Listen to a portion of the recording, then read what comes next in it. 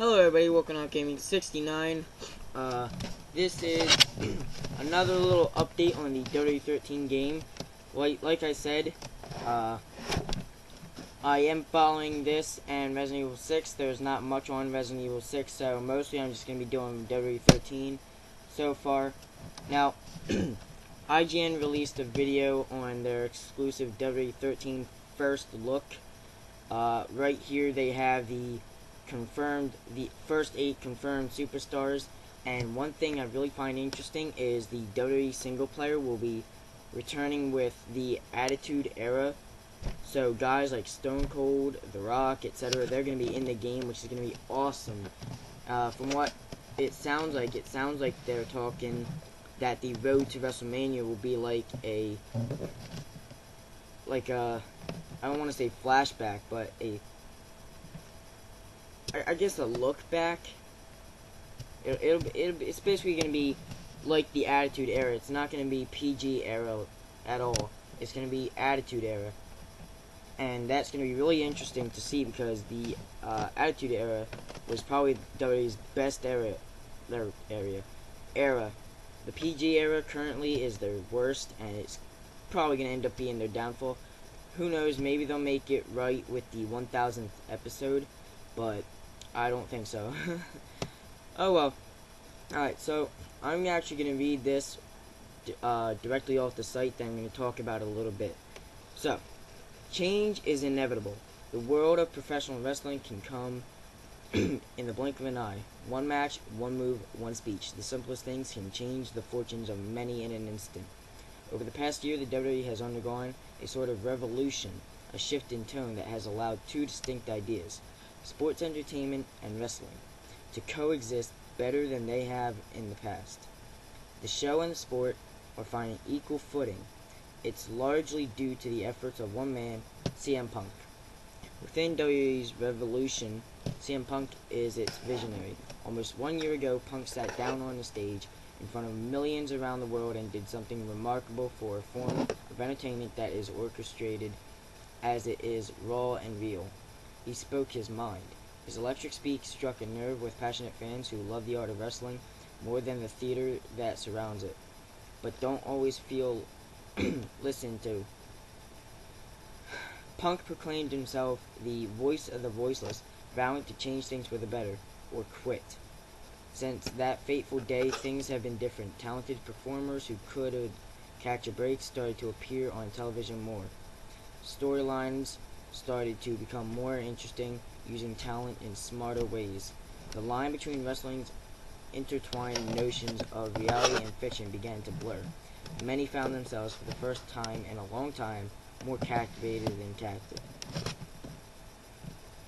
Alright, I'm going to save all final statements for the ends. Mirroring those changes, THQ drastically changed its approach to wrestling video games. Discarding the notions of SmackDown vs. Raw, the publisher rebranded and revamped its core wrestling simulation product into something entirely different, WWE 12. The simple motivating factor, the product has grown stale. The changes introduced in WWE 12 would be significant, but they wouldn't address everything. This wasn't by accident. THQ knew that the development time for one game couldn't contain all of the alterations it wanted to make.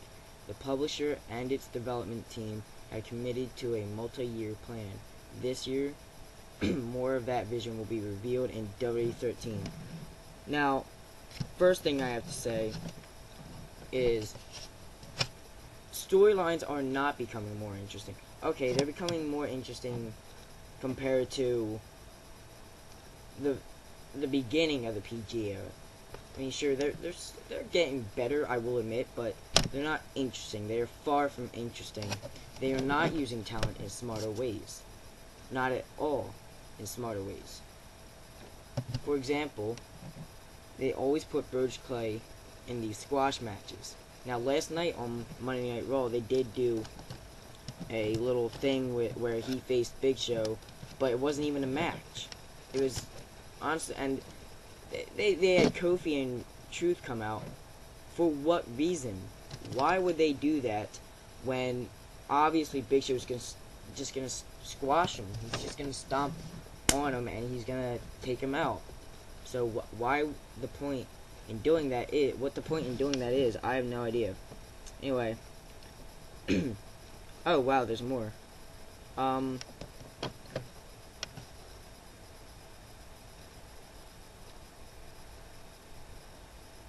You know, I'm gonna read the rest of this later. Actually, you know what?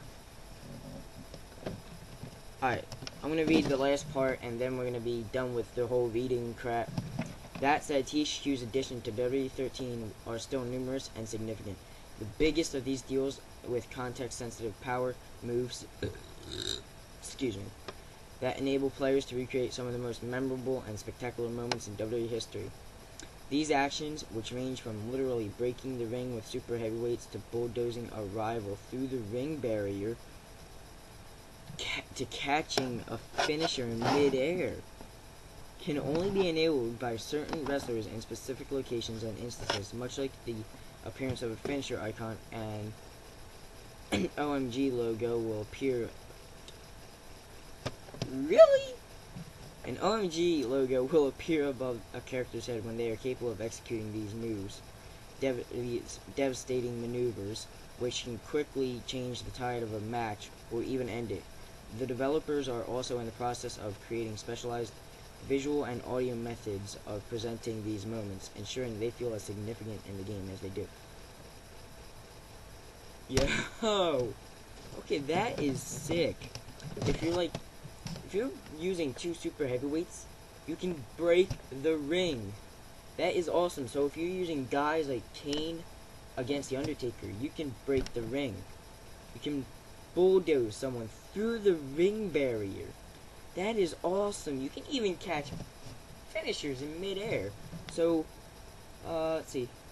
For example, like if you created a guy and his finisher was like a top rope type thing, like say a 5-star frog splash or something, you can catch him in midair. That is that's sweet, dude. That right there, that is awesome. I would love to see that.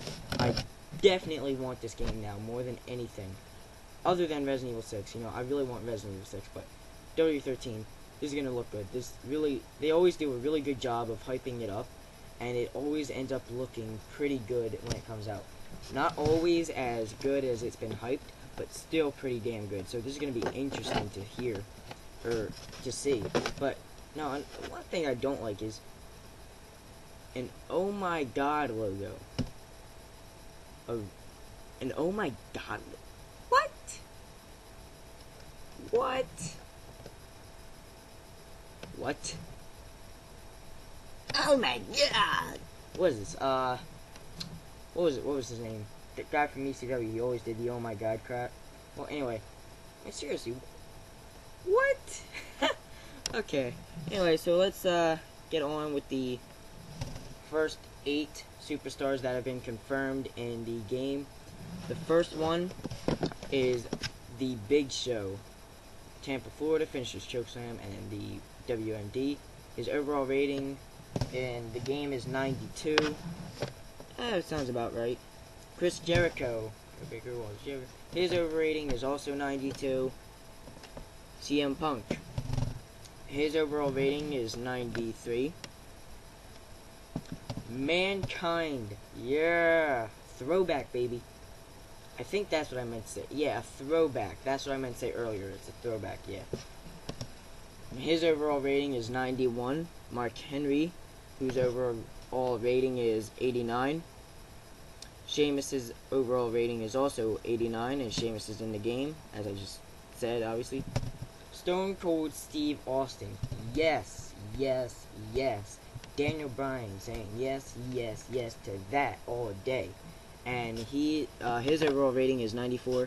And my favorite superstar ever, The Undertaker, Attitude Era version, his overall rating is 95.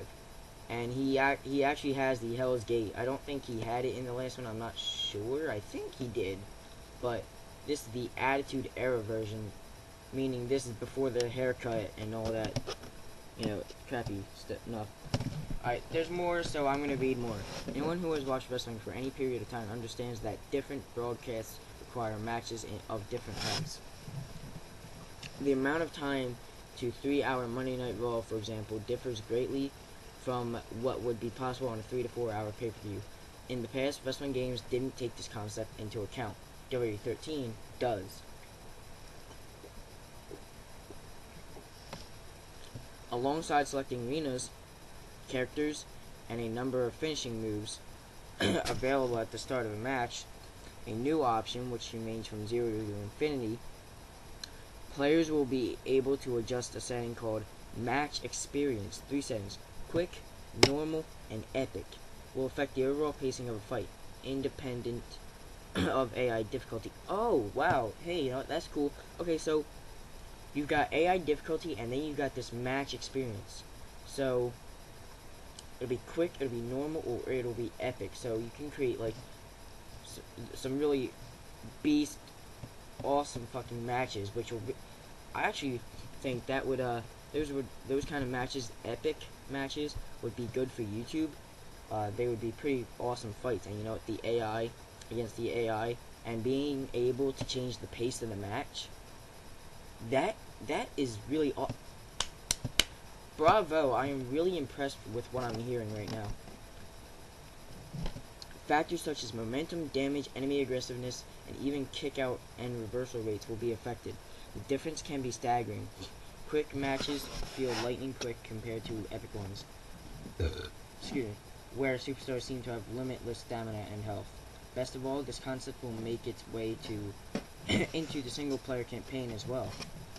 Alright, well, okay, I kinda not really taking much back from what I just said, but you know, still that's awesome. Sweet. I'm gonna try out all the different modes when I get the game.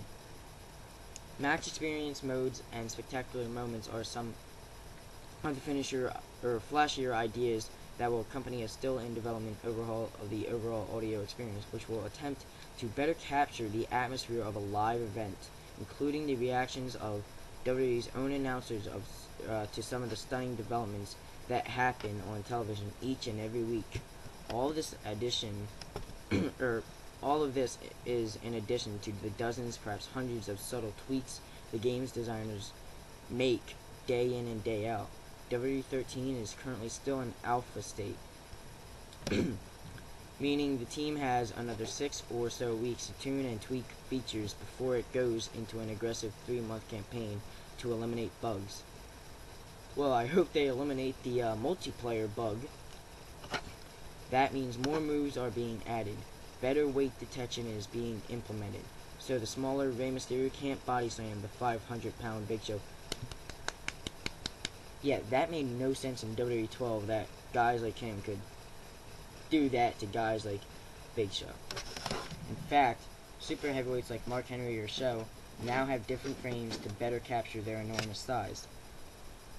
Pinning is now not only influenced by damage, but the power of the move that was previously executed. Non-tagged partners can now be controlled. Replays are being adjusted to be more relevant. What does it mean, non-tagged partners can now be controlled? I'm a little skeptical about that, actually. I want to see what they mean. THQ's ambitions don't stop there. Not satisfied to continually perfect its core game mechanics, but the developers took another hard look at its approach to single-player campaign design, the focus of much criticism for WWE 12. Yeah, there was some pretty bad campaign design. I mean, you know, my favorite was the hero story, but you know, otherwise they did a really good job. You know. THQ's ambitions don't stop there. Something rather bold, particularly given the ambitious original storyline it crafted for existing and created superstars last year. Rather than continuously iterate on the same concept in hopes of finding a sweet spot, the team threw everything out and started from scratch. In doing so, the designers were free to consider any idea.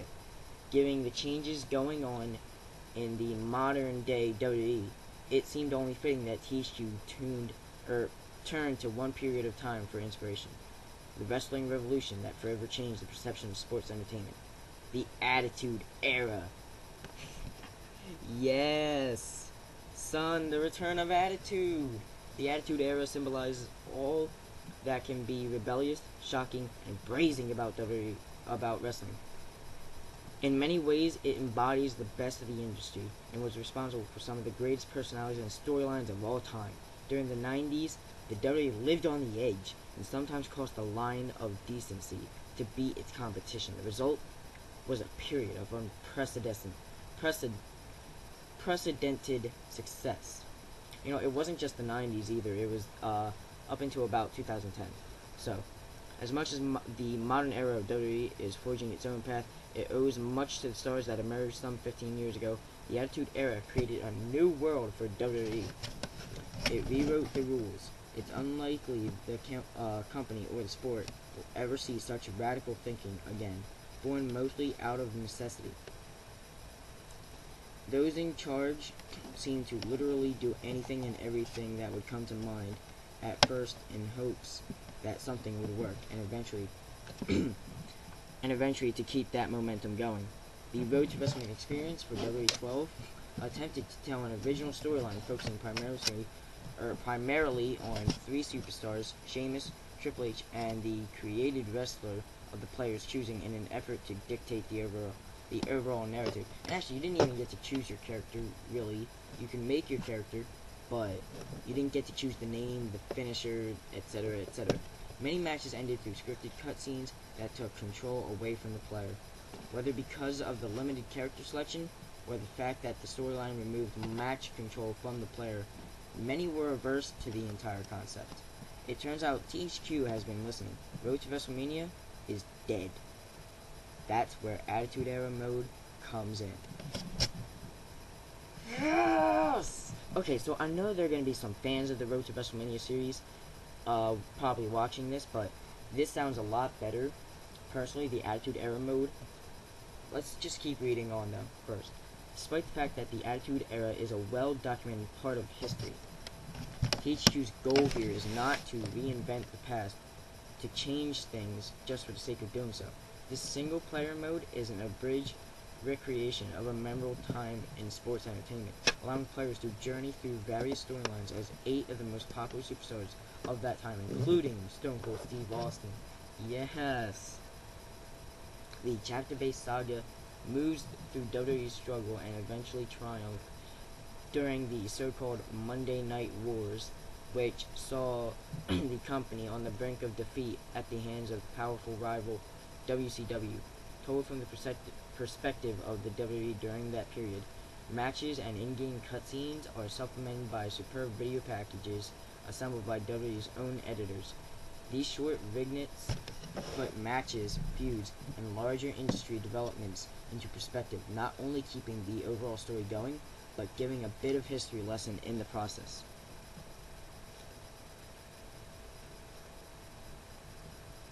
Alright, well, there's more, but I'm not going to bother reading it because that's really all the time I'm going to put into this video. Thank you guys for watching. All this sounds really interesting, especially the part where they said Attitude Era mode. That sounds interesting, and I definitely liked what they said about the game mechanics, like for example, 2 heavyweights could break the ring, etc. That sounds really awesome and really exciting. So tune in for more. I will bring more as you guys I'll bring more as IGN and as more is revealed, etc., etc. So thank you guys for watching. I am Chris from ArtGaming69. Make sure to subscribe. Goodbye, and I will see you guys tomorrow.